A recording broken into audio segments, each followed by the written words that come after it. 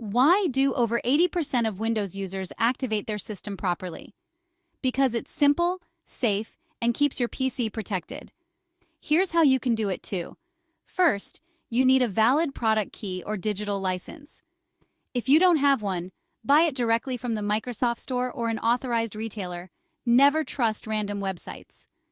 To activate using a product key, open Settings, go to System, then Activation. Click Change Product Key, enter your code, and follow the prompts.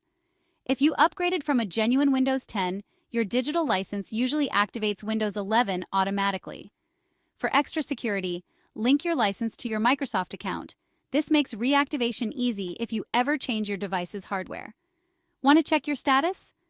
Go back to Settings, System, Activation, and it'll show if you're good to go. Remember, only official activation unlocks all features, keeps your system secure, and ensures you get the latest updates. Stay safe, stay legal, enjoy your Windows 11.